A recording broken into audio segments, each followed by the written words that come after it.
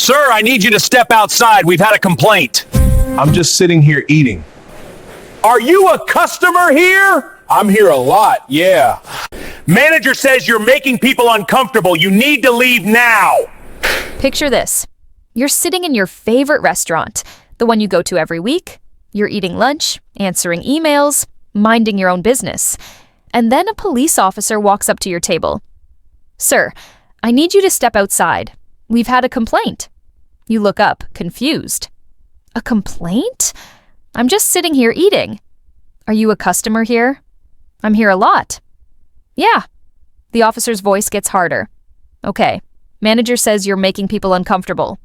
Before I go any further, let me ask you something. Have you ever been treated unfairly by someone? Someone who had power over you and used it the wrong way? Drop your answer in the comment and hit the subscribe button, because what happened next, it matters. Now, here's the thing. That manager he's talking about, they work for you. That restaurant he's threatening to remove you from, you own it. And those security cameras recording every word, they're your cameras. In the next 72 hours, that officer's badge number would trend nationwide. The police department would open an investigation, and a $6.4 million lawsuit would land on the city's desk, because the man he just threatened to arrest wasn't just a customer. He was a James Beard-nominated chef, an entrepreneur who built a $40 million restaurant empire from nothing, a man who employed over 300 people across 3 states, and every single second was being recorded. Before we go any further, let me ask you something. Have you ever been judged just because of how you look? Drop your answer in the comments, because what happened next will make your blood boil. His name was Marcus Chen, 42 years old, founder and CEO of Chen Hospitality Group. But Marcus didn't start at the top. He started at the bottom, washing dishes when he was just 14 years old. 2 years later, he was working the line as a cook. 16 years old, learning to move fast, cut clean, cook perfect. He went to culinary school at Johnson & Wales University. He worked under 3 Michelin-starred chefs in New York City, the kind of kitchens where one mistake could end your career, where excellence wasn't optional, it was survival. At 28 years old, Marcus opened his first restaurant. $80,000. Every penny he'd saved, every sacrifice he'd made, every late night, every burned hand, every moment of doubt. It all went into that one location, and it worked. Now, at 42, Marcus owned 12 upscale restaurants across Georgia, Tennessee, and North Carolina. His company brought in $42 million a year. He employed 347 people. He'd been nominated for a James Beard Award twice. Forbes featured him in their 30 Under 40 list back in 2014. He sat on the board of the National Restaurant Association. But none of that mattered on Tuesday, March 19th, 2024. Because on that day, Marcus was just a black man eating lunch. It's 2:47 in the afternoon. The lunch rush at Chen's Table, Marcus's flagship restaurant in Atlanta's Midtown District, is winding down. Exposed brick walls, Edison bulbs hanging from the ceiling, an open kitchen where you can watch the magic happen. The kind of place where the average meal costs $28 to $45, and every dish is crafted with care. Soft jazz plays over the speakers. About 15 customers are scattered across the 60-seat dining room. You can hear the kitchen sounds, the sizzle of pans, the rhythm of knife work, the ticket printer spitting out orders. Marcus sits in his usual corner booth, his back to the wall, laptop open, a half-eaten braised short rib in front of him. He's answering emails, reviewing inventory, doing the work that never stops when you run a business. Jessica Park, his head server, 4 years with the company. She knows Marcus the moment he walks in. She always does. So does Darnell Wright, the line cook taking his break at the bar. An elderly white couple finishes dessert near the window. 2 businesswomen review contracts at a high-top table. A young guy at the bar works on a screenplay. It's a normal Tuesday afternoon. And then she walks in. Her name was Karen Daniels, 54 years old, white woman. She scans the dining room the moment she enters. Her eyes, they stop on Marcus. More than 5 seconds, just staring. Then she walks to the hostess stand. She speaks to Jessica. You can't hear the words, but Jessica's face. It goes from friendly to confused. She shakes her head, says something back. Karen pulls out her phone, makes a call. Jessica walks over to Marcus's table. Her voice is low, concerned. Mr. C, that lady just asked if you were supposed to be here. I told her you own the place. She's calling someone. Marcus looks up from his laptop. He sees Karen watching him. It's fine, Jess. Let me finish this email. He's been through this before. Not exactly this, but close enough. The stares. The questions. The assumption that he doesn't belong in spaces he built with his own hands. 4 minutes later, Officer David Harrison walks through the front door. Karen immediately approaches the officer. She points at Marcus. You can't hear what she's saying, but Harrison nods. Then he walks toward Marcus's booth. Marcus looks up. Maybe it's a parking issue, maybe a noise complaint from the kitchen. He has no idea what's coming. Sir, I need you to step outside. We've had a complaint. Marcus blinks, confused. A complaint? I'm just sitting here eating. Are you a customer here? I'm here a lot. Yeah. Harrison pauses. Okay. Manager says you're making people uncomfortable. And right there, Marcus knows. He knows exactly what this is. The manager? His voice stays calm, professional. I don't think anyone actually called you. I'm not asking, sir. You need to leave now. If you're still watching, hit that subscribe button, because what happens next needs to be heard. Officer, I'm not sure what this is about. I'm just working and eating lunch. Harrison steps closer. His hand moves toward his belt. Sir, you can either walk out voluntarily, or I can escort you out. Your choice. Marcus stays seated, hands visible, voice steady. I'd like to know what complaint was made and by whom. That's not your concern. What is your concern is following lawful orders. Is it a lawful order to remove a paying customer for no stated reason? Harrison's voice rises. Are you refusing to comply? I'm asking what I'm being accused of. Loitering, suspicious behavior. The owner doesn't want you here. Let that sink in. The owner? Yes. So let's go. Marcus takes a breath. Officer, I think there's been a misunderstanding. Harrison reaches for his handcuffs. Stand up now. Hands behind your back. Marcus doesn't move. You're going to arrest me for eating lunch? For trespassing and refusing lawful orders. Stand up. Jessica rushes over. Officer, wait. That's Marcus Chen. Harrison puts his hand up. Ma'am, step back. This doesn't concern you. But he owns... I said step back. Darnell stands up from the bar. Yo, that's our boss. What are you doing? Harrison turns. Everyone stay where you are. This is official police business. The elderly man from the window booth speaks up, quiet but firm. Officer, I think you should listen to them. That gentleman has been here the whole time. He hasn't bothered anyone. Sir, sit down. Harrison steps into Marcus's personal space. His hand hovers over his taser. Marcus slowly raises both hands, palms out. I'm not resisting, but I need you to understand something. What I understand is you're about 3 seconds from being arrested. Marcus's voice doesn't waver. I own this restaurant. I own this building, and I need to see your supervisor. Wait until you hear what happened next. Marcus slowly reaches into his jacket pocket. Don't move, Harrison yells. I'm getting my wallet. It has my ID and my business license for this place. He pulls out a leather wallet, takes out a Georgia business license, slides it across the table. Chen Hospitality Group. Owner, Marcus Chen. This location. Harrison picks it up. His face shows confusion, then denial. Anyone can print a fake license. Marcus stays seated. His voice is steady, controlled, like he's explaining something to a child. Officer Harrison. Yes, I can see your name tag. I'm going to make this very simple. My name is on the deed to this building. It's on the business license. It's on the liquor license behind the bar. It's on the food permit in the kitchen. I have 26 employees at this location.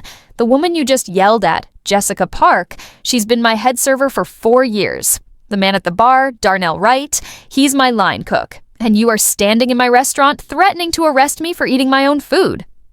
Harrison's face changes. Defensive. Doubling down. Sir, I responded to a complaint. From whom? Harrison looks back at Karen. A concerned citizen reported suspicious activity. Define suspicious activity.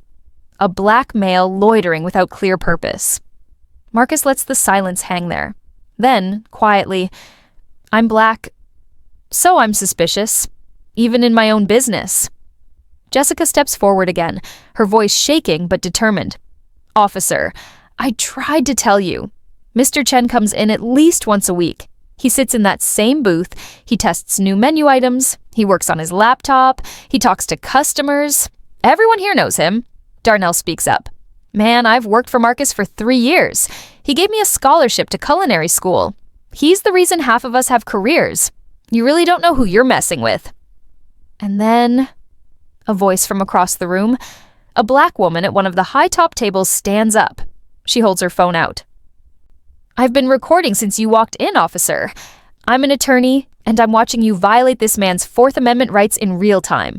You have no reasonable suspicion, no probable cause, and you're escalating based purely on racial profiling. 6 security cameras covered that dining room. Marcus pointed them out. They're all recording. Cloud backup. Jessica had started recording on her phone the moment Harrison approached.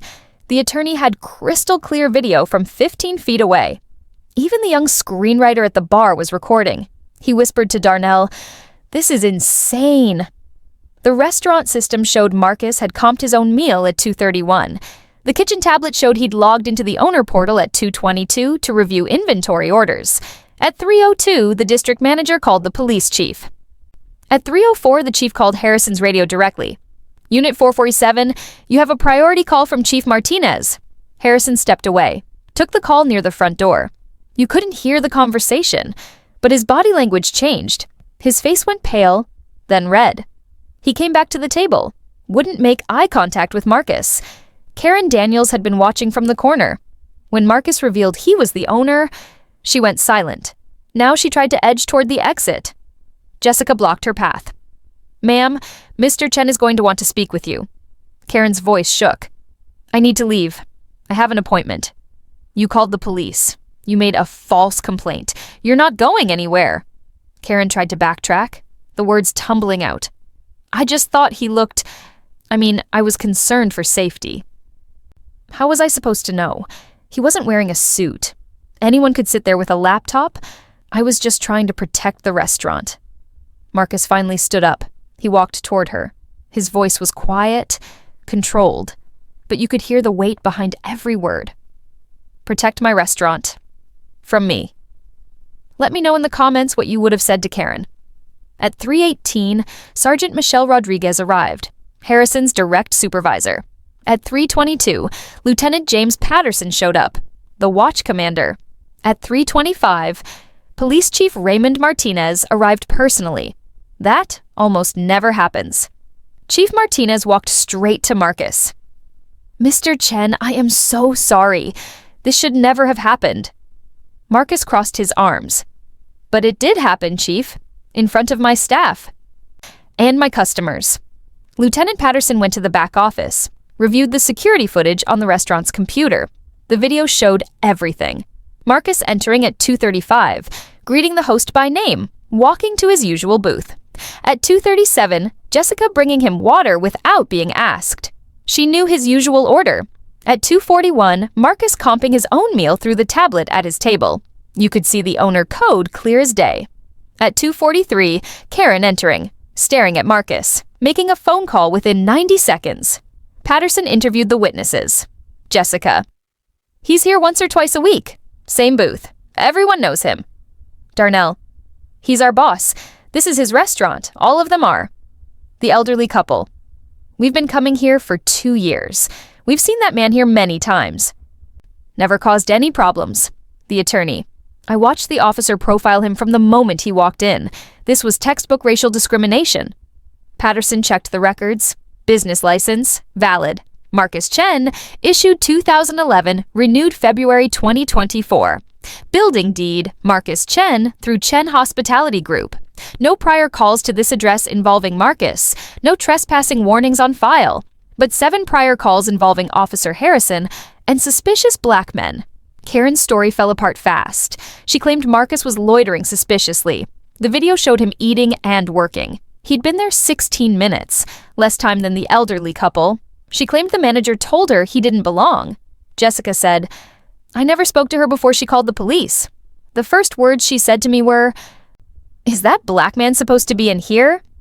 I told her he owns the restaurant. She said, 'I don't believe you.' Then she walked outside to make a call. She claimed she was concerned for safety. He looked threatening. But the video showed Marcus in a button-down shirt and slacks, sitting calmly, typing on his laptop. He didn't interact with other customers, never raised his voice, showed no threatening behavior. Meanwhile, Karen's body language showed no fear. She approached the hostess stand confidently, made the call while staring directly at Marcus. Chief Martinez turned to Harrison. "You're on administrative leave, effective immediately. Turn in your duty weapon and badge. Report to Internal Affairs tomorrow at 0800. Harrison tried to argue. "Chief, I was responding to a call. You were given information that contradicted the complaint within 30 seconds. You ignored it. We'll discuss this at the formal hearing." Martinez turned to Karen. "Ma'am, you filed a false police report. Mr. Chen has the right to press charges. If I were you, I'd cooperate fully." Karen's voice cracked. "I didn't file a false report. I called because—" Marcus cut her off. "Because I'm black, and you assumed I didn't belong. Say it." Karen stayed silent. "You're banned from all 12 of my locations. You'll receive a formal letter. If you enter any Chen hospitality property, you'll be arrested. Sergeant Rodriguez, please escort her out." Karen went through denial, anger, and desperation in 30 seconds. "This is ridiculous. I have rights. You can't ban me. I'll sue you." Then, "I'm sorry, okay? I made a mistake. Please, don't do this." Rodriguez said, "Ma'am, let's go. Now." Marcus sat back down in his booth. He exhaled slowly. Jessica brought him water with shaking hands. "Mr. C, are you okay?" "I'm fine, Jess, but I want copies of all that footage. Every angle." His staff surrounded him. Hugs, anger, disbelief. Customers applauded as Karen was escorted out. The attorney walked over. "I'm Vanessa Torres. I practice civil rights law. If you want representation, here's my card." Marcus took it. "I'll call you tomorrow. If you're still watching, hit that subscribe button now. Stories like this need to be told." Officer Harrison left at 3:34. 46 minutes after he'd arrived to arrest the trespasser, Karen left in tears, already Googling how to delete a 911 call recording, and Marcus sat in his corner booth, pulled out his phone, started making calls. By 4:47, 1 hour later, attorney Vanessa Torres uploaded a 3-minute video to Twitter. The caption, "I just watched Atlanta PD try to arrest a black restaurant owner inside his own restaurant. This is Marcus Chen. This is America." By 5:30, the video had 12,000 views, 847 retweets, trending locally in Atlanta.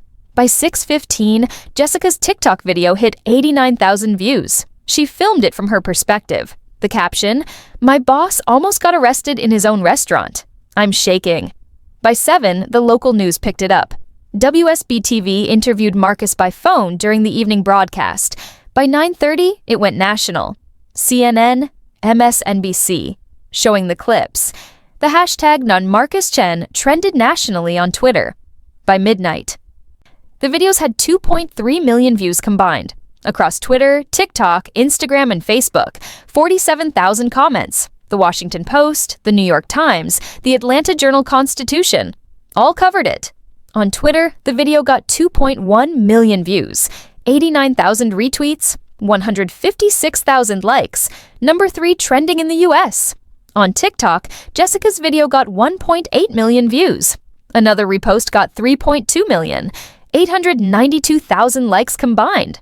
Marcus's restaurant Instagram account gained 67,000 followers overnight. Local Atlanta Facebook groups shared the story 12,000 times. On Reddit, the public freakout thread got 34,000 upvotes, 2,800 comments. The top comments were powerful.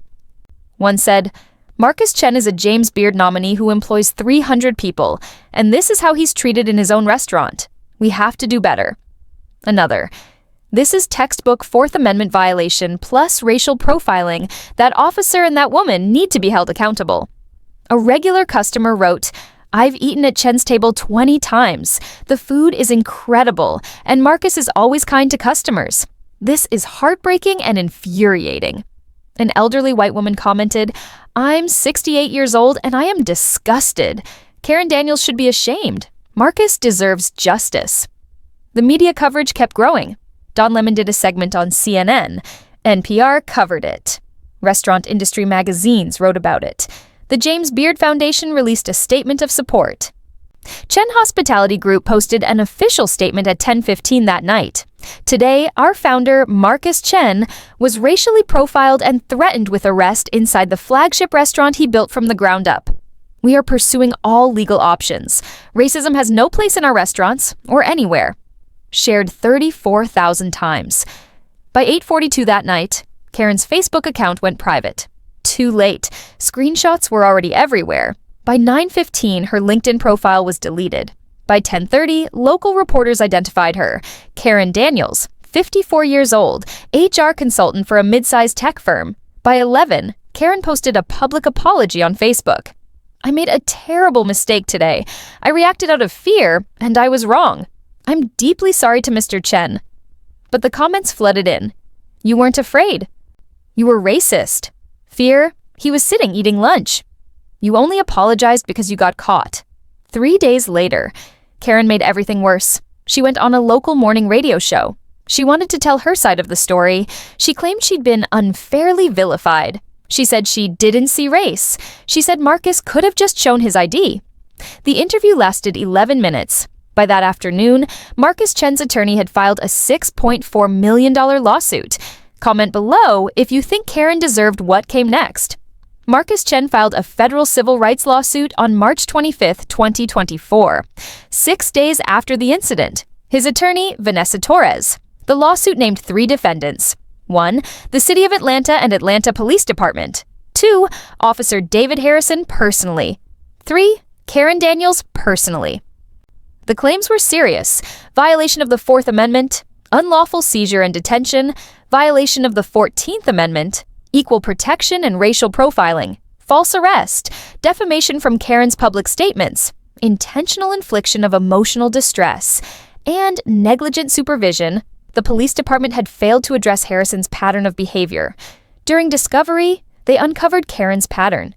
In 2019, she called police on a black family having a barbecue in a public park in Decatur, Georgia. In 2021, she complained to her gym manager about an aggressive black man using weights. He was a personal trainer. In 2022, she called her HOA on her black neighbor for suspicious visitors. They were his family. In 2023, she tried to return used makeup at Sephora. Called the manager when a black employee enforced the return policy. The evidence was overwhelming. 6 security camera angles from the restaurant, 4 witness cell phone videos, the 911 call recording. Karen's voice. "There's a black man who doesn't belong here. He's just sitting there." Body camera footage from Harrison, showing him ignoring contradictory information. Harrison's disciplinary file with 7 prior complaints. Text messages between police supervisors discussing the Harrison problem. Expert testimony on racial profiling patterns. 8 months later, in November 2024, the case settled. The City of Atlanta paid $4.8 million. Officer Harrison got hit with a $250,000 personal judgment. It would be garnished from his future wages. He filed bankruptcy. Karen Daniels got the biggest hit. A jury awarded $1.35 million against her for defamation and emotional distress. The defendants also paid $428,000 in legal fees. Total damages, $6.4 million. But the financial consequences were just the beginning. Karen was banned from all 12 Chen Hospitality Group locations, 11 states. A restraining order, she couldn't go within 200 feet of any Chen property. 40 other Atlanta restaurants voluntarily banned her in solidarity. The bans were permanent. She was fired from her tech firm on March 21st. 2 days after the incident, the company said it was a values misalignment. She became unemployable in the HR field. Background checks surfaced the lawsuit. She was forced to sell her home to pay the judgment. She moved in with her sister in Augusta, Georgia. Her career destroyed. She now works part-time in retail. The irony. Karen faced criminal charges too. Misdemeanor charge for filing a false police report under Georgia law. She took a plea deal, 12 months probation, 80 hours of community service at the MLK Center, mandatory bias training, a permanent restraining order. She couldn't contact Marcus or any Chen employees. The conviction stayed on her record. Officer Harrison was terminated from Atlanta PD on April 15, 2024. His Georgia Peace Officer Standard certification was revoked. He can't work as a cop in Georgia anymore. He became the subject of a Department of Justice investigation into his pattern of behavior. He's unemployable in law enforcement. He now works a warehouse job. Karen was forced to make a public apology as part of her plea deal. I deeply regret my actions. I allowed prejudice to cloud my judgment. I caused harm to Mr. Chen, and I take full responsibility. But it was delivered in a monotone. No eye contact. Everyone saw it as forced. The comments, "She's only sorry she got caught." Marcus gave a statement on the courthouse steps on November 14, 2024. This was never about the money. This was about accountability. Karen Daniels saw a black man and assumed I was a criminal. Officer Harrison saw a black man and assumed I was lying in my own restaurant. That assumption could have gotten me arrested, injured, or killed. The $6.4 million sends a message. Racism is expensive. Bias has consequences. And black excellence doesn't need anyone's permission to exist. The settlement was finalized on November 14th. Marcus donated $1 million to a fund supporting black-owned restaurants facing discrimination. He kept the rest to expand his business. He's opening locations 13 and 14 in Birmingham and Charlotte. 3 weeks later, Marcus was invited to testify before the Atlanta City Council. December 5th, 2024. A public hearing on police reform. Marcus spoke from his heart. For weeks after March 19th, I couldn't walk into my own restaurants without feeling anxious. I'd check over my shoulder. I'd wonder if someone would call the police again. My staff saw me differently, not as their confident boss, but as someone who'd been humiliated and threatened in his own space. My 14-year-old son asked me, "Dad, if you can't be safe in your own restaurant, where can we be safe?" I didn't have an answer. He paused. Let the weight of that sink in. I have resources. I have attorneys. I have a platform. I have security cameras and staff who know me. But most black workers don't. When a customer racially profiles them, when a manager dismisses their complaint, when a cop assumes they're the problem, they have nothing. They get fired, they get arrested, they lose everything, and nobody films it. Nobody tweets about it. Nobody writes a check for $6.4 million. I was lucky. That thought haunts me. His message to workers was clear. If you're a worker in retail, restaurants, or service, and someone treats you like you don't belong, like you're less than human, you don't deserve that. You have rights. Document everything. Record if you can. Find witnesses. Report it. And know that people like me are fighting for you. His message to customers was just as strong. If you're a customer and you see racism happening to a worker, speak up, film it, be a witness. Your voice matters. Your video could be the difference between justice and another person losing their job, their dignity, or their life. He explained what he wanted to see change. I want body cameras mandatory and reviewed. I want bias training that actually works. I want accountability, not paid leave and quiet reassignments. I want customers who weaponize police to face real consequences. And I want every black person in this city to be able to eat lunch without wondering if they'll make it home. He ended with gratitude. To Jessica, Darnell, and my entire team, thank you for standing up. To Vanessa Torres, thank you for fighting. To the customers who filmed and spoke up, thank you. And to everyone who shared the story, who amplified it, who refused to let it disappear, thank you. You turned my worst day into a movement. His closing quote was powerful. I didn't ask to be a symbol. I just wanted to eat lunch. But if my pain can create change, if my story can protect one worker, save one life, shift one mind, then maybe it was worth it. We all deserve to exist without justification. We all deserve dignity. And we all deserve justice. Marcus's testimony went viral again. 4.7 million views in 48 hours. But his words expose something bigger. This wasn't just about one Karen or one cop. Black workers face discrimination 4 times more than other workers. Black business owners are questioned by police 3.5 times more often than white owners. 41% of black service workers report being racially profiled by customers. Only 8% result in the customer being disciplined. Marcus had resources, he had cameras, he had attention, he had time to fight. Most workers have none of these. They get fired, banned, arrested, and nobody knows their names. So, let me ask you, do we wait for every black business owner to be humiliated on camera before we admit racial profiling is real? Do we keep giving people like Karen probation and paid leave to cops, while victims lose their dignity, their jobs, their safety? Do we accept that customer is always right, means customers have the right to racism? Because if we don't address the entitlement that makes people think they own every space, if we don't dismantle the systems that protect officers like Harrison, if we don't empower workers to defend themselves without losing their jobs, then we're just waiting for the next Karen Daniels, the next Officer Harrison, the next Marcus Chen, who might not have cameras or resources or luck. Comment below if you believe customers who file false, racially motivated police reports should face felony charges. If you think stories like this matter, hit that subscribe button right now. We're going to keep exposing these patterns. We're going to keep demanding accountability. We're going to keep fighting for workers who deserve dignity, for business owners who deserve respect, and for a world where eating lunch while black isn't suspicious. This isn't just about Karen Daniels or Officer Harrison or Marcus Chen. It's about all of us and the system we're willing to tolerate. See you in the next one.